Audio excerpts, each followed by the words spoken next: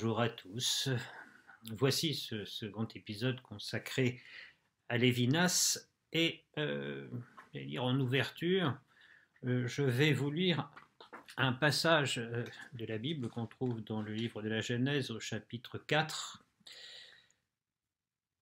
Nous n'oublions pas que Lévinas est juif et que cette judaïté n'est pas pour lui une espèce de plume au chapeau qu'on arborerait simplement pour faire joli, mais c'est profondément inscrit dans sa pensée. Et nous allons voir qu'avec ce chapitre 4 du livre de la Genèse, il y a quelque chose que Lévinas va commenter et d'une certaine manière ne va jamais cesser de commenter.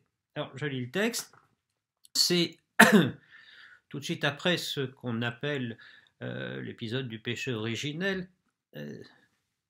L'homme connut Ève sa femme, elle devint enceinte, enfanta Caïn et dit « J'ai procréé un homme avec le Seigneur ». Elle enfanta encore son frère Abel. Abel faisait paître les moutons, Caïn cultivait le sol. À la fin de la saison, Caïn apporta au Seigneur une offrande de fruits de la terre. Abel apporta lui aussi des prémices de ses bêtes et de leur graisse. Le Seigneur tourna son regard vers Abel et son offrande, mais il détourna son regard de Caïn et de son offrande. Caïn en fut très irrité, son visage fut abattu. Le Seigneur dit à Caïn, « Pourquoi t'irrites-tu? Et pourquoi ton visage est-il abattu? Si tu agis bien, ne le relèveras-tu pas? Si tu n'agis pas bien, le péché tapis à ta porte te désire, mais toi, domine-le. » Caïn parla à son frère Abel, et lorsqu'ils furent au champ, Caïn attaqua son frère Abel et le tua. Le Seigneur dit à Caïn, « Où est ton frère Abel? » « Je ne sais, répondit-il. Suis-je le gardien de mon frère? » « Qu'as-tu fait? Répondit-il. La voix du sang de ton frère crie du sol vers moi. Tu es maintenant maudit du sol qui a ouvert la bouche pour recueillir de ta main le sang de ton frère. Bon, on ne va pas continuer. Qu'y a-t-il dans ce texte? Il y a justement ce face-à-face. Mais ce face-à-face, ce visage à visage, si l'on veut continuer dans le vocabulaire de Lévinas, ce visage à visage est en présence d'un tiers, Dieu, et d'un tiers lui aussi innommable, enfin au-delà du pensable, au-delà de l'altérité. D'accord?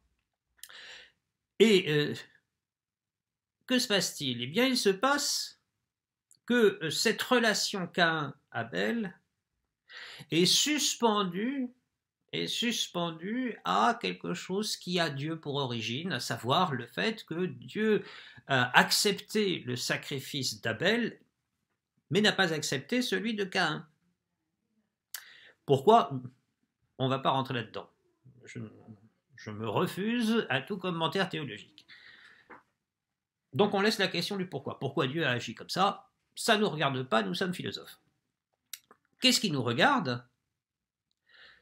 Eh bien, ce qui nous regarde, c'est ce que dit Dieu à Caïn. Pourquoi t'irrites-tu et pourquoi ton visage est-il abattu? Si tu agis bien, ne le relèveras-tu pas? Si tu n'agis pas bien, le péché tapis à ta porte te désire, mais toi, domine-le. Qu'est-ce qui se passe? Eh bien, il se passe, premièrement, que l'agrément par Dieu de l'offrande d'Abel et le non-agrément, on va dire, de l'offrande de Caïn établit une dissymétrie. Caïn et Abel ne sont pas égaux devant Dieu. Ne sont pas égaux devant Dieu.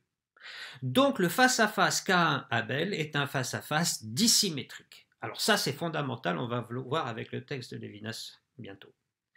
Deuxième chose, et ça c'est la phrase pratiquement, comment dirais-je, qui sous-tend à peu près toute la pensée de Lévinas, c'est la question de Dieu. Qu'as-tu fait de ton frère? Où est ton frère Abel? Qu'as-tu fait de ton frère? Voilà, ça c'est la question éthique par excellence. C'est la question éthique à laquelle Lévinas va consacrer pratiquement toute son œuvre. Qu'as-tu fait de ton frère? Nous existons dans une dissymétrie fondamentale que je vais essayer de vous expliquer. Mais cette dissymétrie, c'est le fondement de toute responsabilité possible.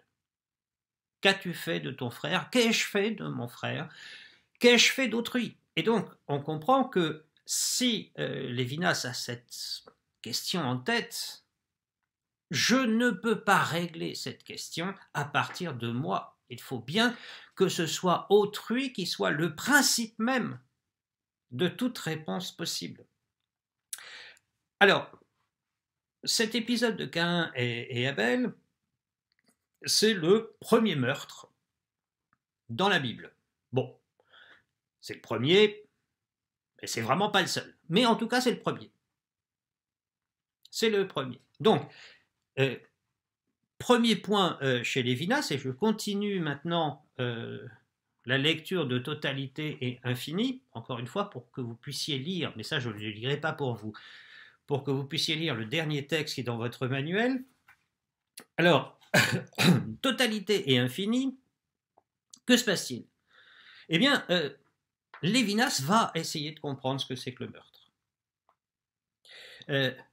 Le meurtre, je cite, le meurtre seul prétend à la négation totale.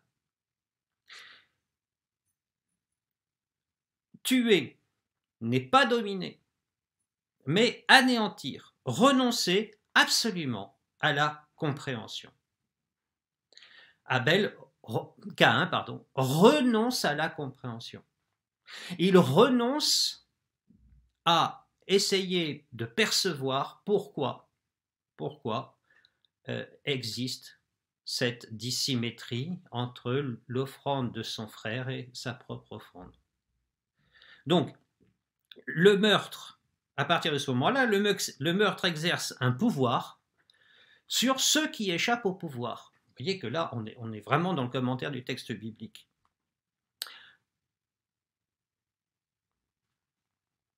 Et Lévinas continue, l'altérité qui s'exprime dans le visage fournit l'unique matière possible à la négation totale. Je ne peux vouloir tuer qu'en étant absolument indépendant. Celui qui dépasse infiniment mes pouvoirs et qui par là ne s'y oppose pas, mais paralyse le pouvoir même du pouvoir autrui, est le seul être que je peux vouloir tuer. Ça, cette analyse du meurtre est fondamentale. Elle joue sur la notion d'intelligence, d'intelligibilité, pas d'intelligence, mais d'intelligibilité. Dès lors que je refuse d'entrer dans l'intelligibilité d'autrui, eh bien, autrui, d'une certaine manière, va échapper à mon pouvoir. Je n'ai plus aucun pouvoir sur lui. Le seul pouvoir, mais ça n'est pas un pouvoir, comme dit Lévinas, c'est de supprimer autrui. De supprimer autrui. Alors, évidemment, on peut se dire, tiens, c'est un peu l'histoire de la philosophie. J'ai bien du mal à comprendre ce que c'est que cette altérité qui passe toute altérité, moyennant quoi, le plus simple, si je veux essayer de réfléchir, c'est de dire, finalement, c'est un autre moi. Voilà, comme ça au moins c'est réglé. J'ai plus qu'à me regarder moi-même dans une glace et me dire, tout le monde est comme moi. Bon, oui, tout le monde est comme moi. Peut-être que les gens n'ont pas la même couleur d'yeux que mes yeux. Peut-être que... grosso modo, ils sont tous comme moi. Mais voyez que là, qu'est-ce que je fais? Je n'ai aucun pouvoir d'intelligibilité sur cette altérité plus autre que pensable, moyennant quoi je la supprime. Bon, alors, j'interprète ça dans l'histoire de la philosophie, mais Lévinas, lui, c'est au pied de la lettre qu'il faut le prendre. C'est au pied de la lettre. Lorsque je ne comprends pas autrui, et lorsque je me refuse à comprendre autrui, je le supprime. Et je le supprime non pas parce que j'ai pouvoir sur lui, mais précisément parce que je ne peux pas avoir de pouvoir sur lui. Autrui est le seul être que je peux vouloir tuer. Alors, on se souvient que le visage marque l'infini, enfin, qu'il me met en présence de l'infini, puisque c'est une altérité plus autre que pensable. Cet infini, je cite encore, plus fort que le meurtre, nous résiste déjà dans son visage, et son visage, le visage d'autrui, est l'expression originelle et le premier mot. Tu ne commettras pas de meurtre. Que me dit le visage? On trouve ça dans un autre texte. Eh bien, le visage me dit « ne me tue pas ». Il ne me dit pas « sois gentil », etc., etc. Il me dit « ne me tue pas ». Qu'est-ce qu'il y a derrière? Eh bien, il y a derrière cette énormité, on va dire, mais c'est une énormité qui nous inscrit dans le champ éthique, dans la vie éthique. Qu'est-ce qui m'introduit dans la vie éthique? C'est précisément le visage qui me dit « ne me tue pas ». Sous-entendu, mais ça, sous-entendu, on l'entendra clairement dans d'autres textes, sous-entendu, je ne suis pas responsable du bien-être d'autrui, je suis responsable de son existence. Vous voyez que là, Lévinas va beaucoup plus loin, on va dire, que Habermas dans la vulnérabilité. La vulnérabilité chez Habermas est une vulnérabilité sociale. Habermas nous dit bien, insiste bien sur cet aspect-là, c'est-à-dire c'est une vulnérabilité qui prend sa racine dans le caractère social de notre existence. Nous vivons avec d'autres et c'est parce que nous vivons avec d'autres que surgit, qu'apparaît cette vulnérabilité. Mais on s'arrête là. Chez Lévinas, on franchit le pas. Je ne suis pas seulement responsable de la vulnérabilité d'autrui, c'est-à-dire du fait que je dois préserver autrui vulnérable. Je suis carrément responsable de sa vie. Parce que ce que me dit autrui, ce que me dit le visage, c'est « ne me tue pas ».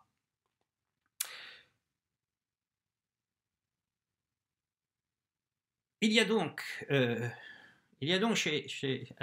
dans la vie éthique une espèce de principe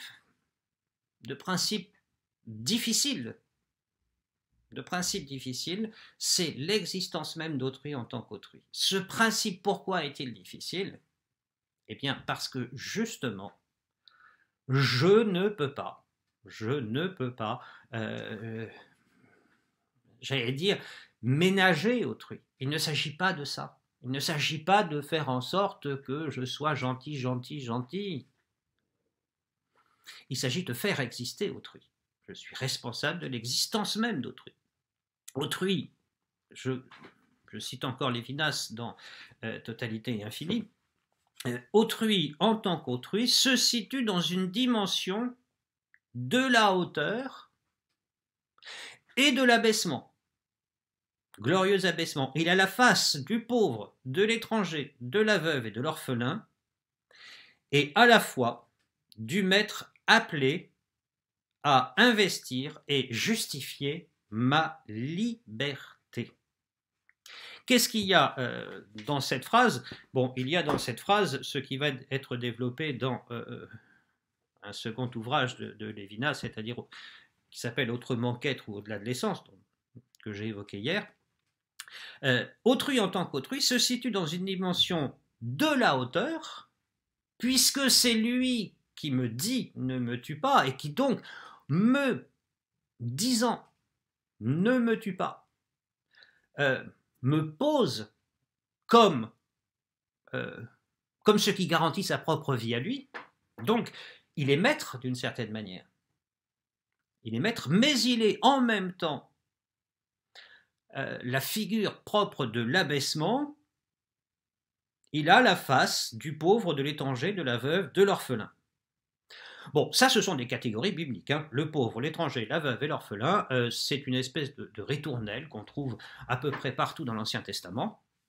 L'étranger, le pauvre, l'orphelin et la veuve sont les figures de ceux qui ne peuvent pas vivre par soi-même, de ceux dont la vie dépend d'autrui. Pourquoi? Parce que le pauvre, ça c'est évident, il dépend d'autrui. L'étranger, l'étranger n'a aucun droit, donc exister pour lui, c'est dépendre du bon vouloir d'autrui. La veuve n'a aucun moyen de subsistance, et quant à l'orphelin, ça va de soi. Vous voyez? Donc, qu'est-ce qui se passe? Il se passe que la situation d'autrui le pose à la fois comme maître et à la fois comme ce qui va poser, on va dire ça comme ça, comme ce qui va poser ma propre liberté. Alors ça, c'est fondamental. Qu'est-ce qui se passe? Eh bien, il se passe que dans cette dissymétrie,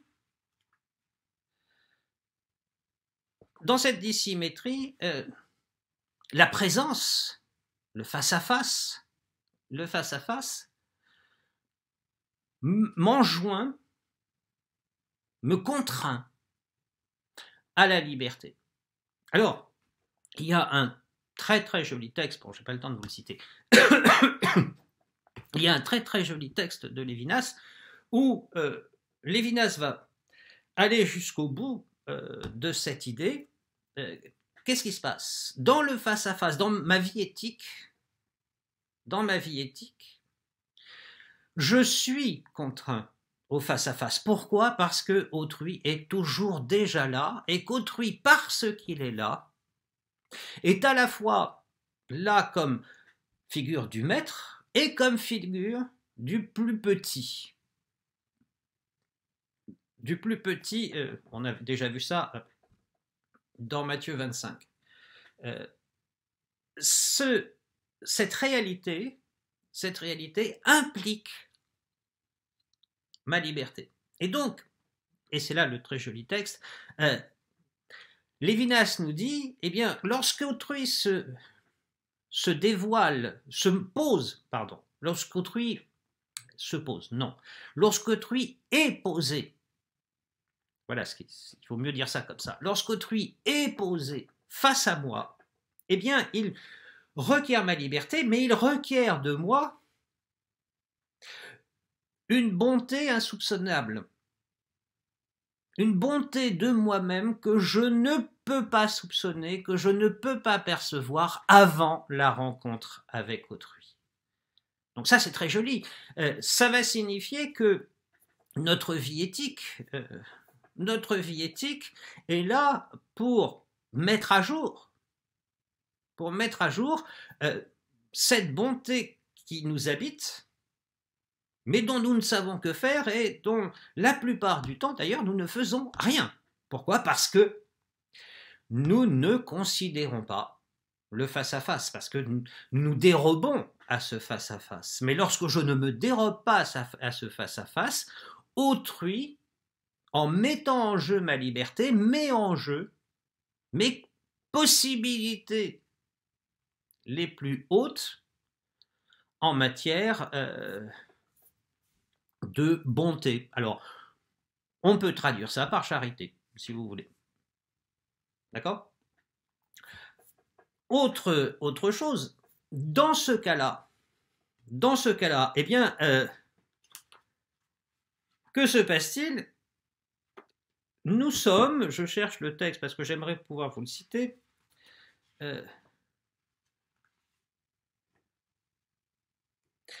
voilà, nous sommes d'une certaine manière convoqués par autrui. Nous sommes convoqués par autrui, mais on est toujours en retard. Je cite le texte. Le prochain, alors là, ce texte est dans Autrement qu'être ou au-delà de l'essence. Le prochain m'assigne avant que je ne le désigne, ce qui est une modalité non pas d'un savoir, mais d'une obsession, et par rapport au connaître, par rapport à l'intelligibilité que je peux en avoir, un frémissement de l'homme tout autre. Le connaître est toujours convertissable en création et en anéantissement. L'objet se prétend au concept en résultat. D'accord?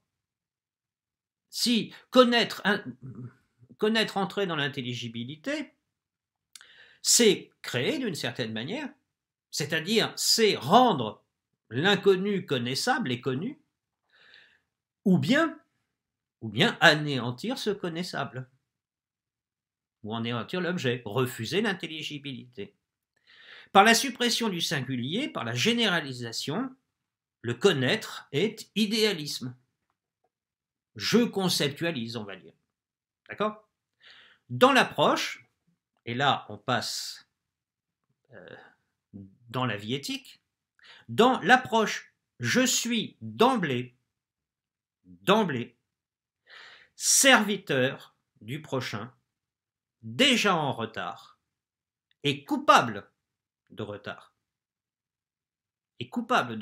Vous voyez que là, on va avoir du mal à aller plus loin. Je suis déjà en retard et coupable de retard. Le face à face, le visage à visage, si cette situation, si cette réalité humaine fait jaillir en moi la liberté, et fait, en faisant jaillir cette liberté, fait jaillir par la même occasion ma bonté, ben c'est la bonté d'un serviteur. Pourquoi? Parce que le visage d'autrui est ce qui me dit « ne me tue pas ». Je suis responsable de l'existence même d'autrui, et cette responsabilité fait de moi le serviteur d'autrui, et ce serviteur d'autrui est toujours en dette vis-à-vis d'autrui. Pourquoi? Parce qu'autrui est infini. Parce que je ne peux jamais borner autrui. Ça signifierait quoi que je borne autrui? Ça signifierait qu'autrui est tout à coup intelligible dans sa totalité. Mais nul d'entre vous ne l'est. Personne ne l'est. Retour à Caïn et Abel. Que vient faire le bon Dieu là-dedans? Si nous restons philosophes, et nous le resterons, la figure divine est la figure de cette incompréhensibilité d'autrui. Et non pas une incompréhensibilité qui serait liée à notre incapacité intellectuelle, mais une incompréhensibilité qui est propre à autrui. Les personnes avec qui nous vivons, les personnes qui sont dans ce monde éthique, qui existent déjà dans ce monde éthique qui est le nôtre, qui est le vôtre, qui est le mien, eh bien, elles sont toutes marquées intrinsèquement par cette intelligibilité. Mais cette intelligibilité est une intelligibilité au-delà de toute compréhension possible. Et c'est pour ça, c'est en vertu de cette infinité dévoilée, manifestée, rencontrée dans le visage d'autrui, que je ne peux qu'être ce serviteur de la vie d'autrui, et ce serviteur toujours en retard. Autrui me donne rendez-vous, systématiquement je suis en retard. Alors, on va peut-être s'arrêter là. Je voudrais simplement, pour finir avec Lévinas, vous voyez que après il va falloir savoir ce qu'on en fait de Lévinas quand même. Est-ce qu'on le prend tout cru ou bien est-ce qu'on peut aller plus loin? Je vais prendre un texte. Alors là, c'est le compte rendu. Enfin, c'est le compte rendu d'une émission de radio où Philippe Nemo, un philosophe, interviewe Lévinas. Et je vais partir de pour essayer de concentrer tout ça, nous allons partir finalement de la fin. Lévinas, le visage me demande et m'ordonne, sa signification est un ordre signifié. Bon, ne me tue pas, ou tu ne tueras pas. Je précise que si le visage signifie un ordre à mon égard, ce n'est pas à la manière dont un signe quelconque signifie son signifié. Cet ordre est la signifiance même du visage. Cet ordre est le visage. Vous dites, Philippe Nemo, vous dites à la fois il me demande et il m'ordonne, n'y a-t-il pas contradiction? Lévinas, il me demande comme on demande quelqu'un qu'on commande, comme quand on dit on vous commande. Philippe Nemo, mais autrui n'est-il pas aussi responsable à mon égard? C'est pas une question idiote ça. Je suis responsable de l'existence d'autrui, mais ça vous... Si je réfléchis en termes de symétrie, je vais dire autrui est aussi responsable. Qu'est-ce que je fais là quand je fais basculer sur autrui une catégorie qui est mienne, je réduis autrui à moi-même. Donc Philippe Nemo, malin comme tout, demande à Lévinas de s'expliquer là-dessus.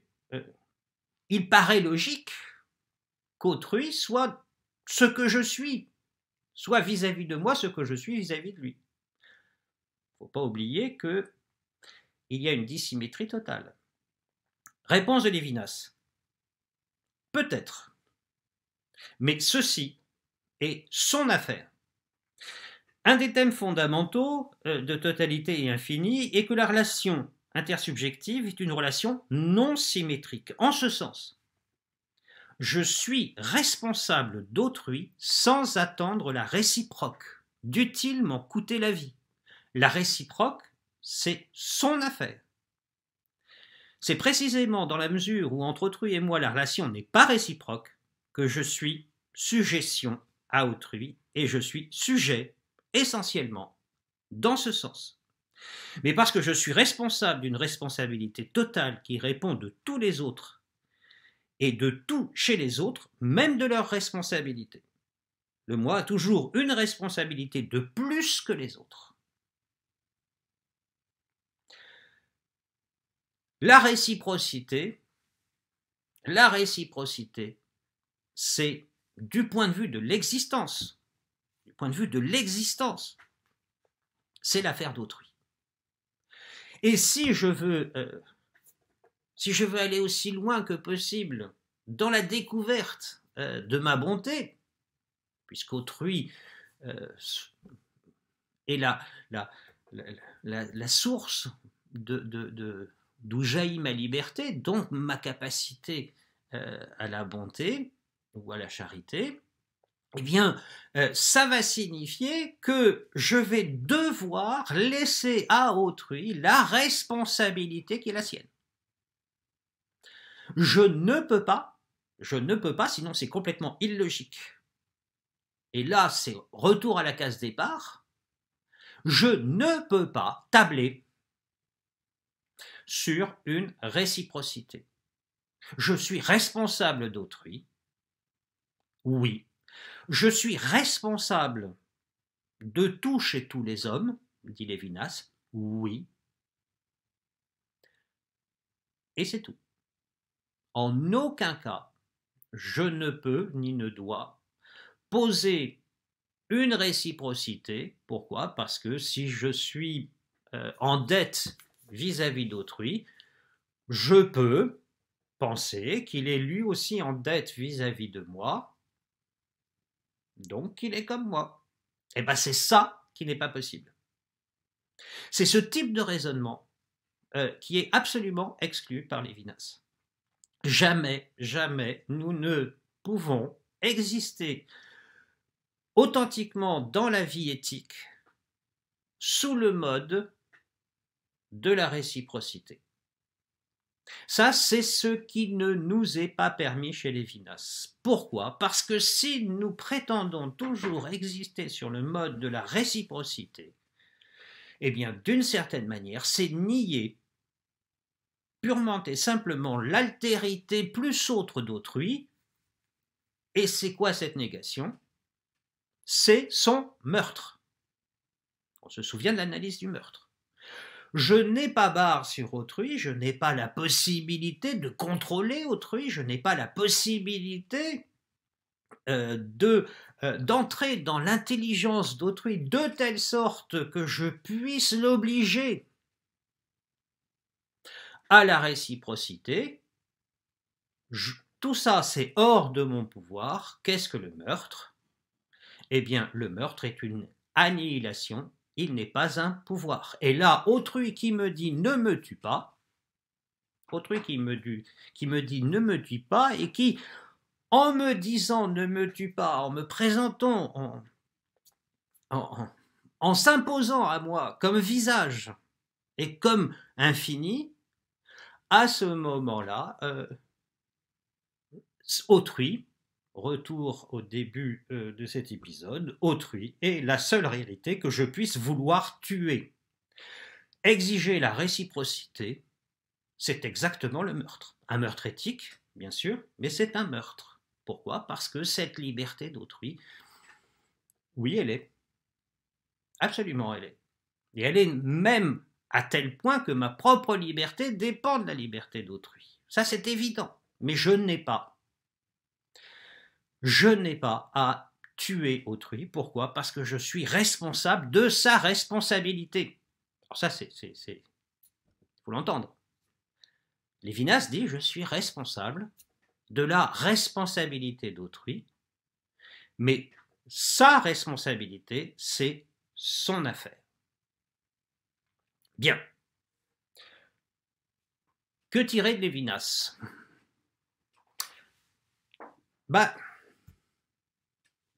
On peut en tirer au bas mot, une compréhension de la vie commune qui est excessivement exigeante. Et quand je dis excessivement, je ne dis pas qu'elle est exigeante au-delà du possible. Elle est juste à la limite du possible. Donc, c'est cette limite-là qu'il va falloir envisager. Est-ce que Lévinas atteint cette limite? Est-ce que Lévinas nous propulse, on va dire, dans une vie éthique où liberté et moralité sont conjoints, sont une seule et même réalité dans la rencontre avec autrui? Ça, c'est la question que Lévinas nous laisse. Est-ce que nous pouvons envisager notre vie éthique, retour sur tout le programme, notre vie éthique, c'est-à-dire notre vie politique, c'est-à-dire la manière même dont nous connaissons, etc. etc. Est-ce que nous pouvons l'envisager de cette manière? Eh bien voilà l'énigme que nous laissent nos scénaristes et que nous essaierons de résoudre demain. À demain.